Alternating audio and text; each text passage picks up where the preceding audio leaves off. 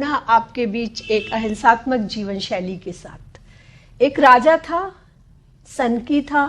जब वो रास्ते पर चलता था तो उसके पैरों में धूल लग जाती थी। उसको सलाह देने वाले उससे भी बड़े मूर्ख थे। उन्होंने कहा सारी सड़कों को साफ कर दो।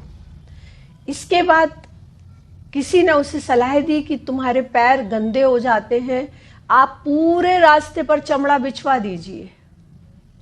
फिर किसी बुद्धिमान वजीर ने, किसी मंत्री ने उसे सलाह दी कि सड़क पर चमड़ा बिछाने से अच्छा है कि आप अपने पैरों में कुछ ऐसा पहने जो आपको इस गंदगी से बचा सके। बस तभी से ये जूतों के आविष्कार की कहानी शुरू हुई। हमारे एंसेस्टर्स, हमारे पूर्वज, उनके पास कोई विकल्प नहीं था, वे खाल ओढ़ते थे।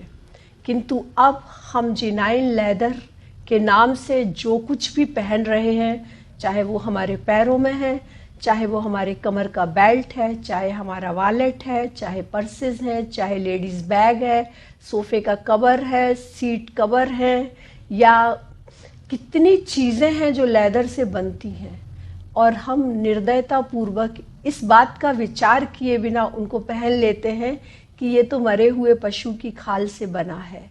किंतु क्या हमें ये पता है कि मांस और चमड़े का उत्पादन एक दूसरे के, एक सिक्के के दोनों पहलू की तरह है।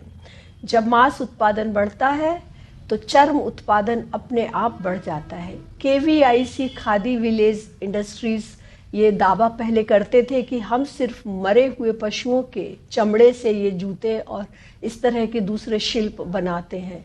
किंतु अब KVIC ने इस बात से बिल्कुल अपने आप को पीछे कर लिया है, क्योंकि सारा चमड़ा स्लॉटर हाउस से मिलता है। और दूसरी चीज़ ये है कि चाहे वो काफ लेदर है, चाहे वो काऊ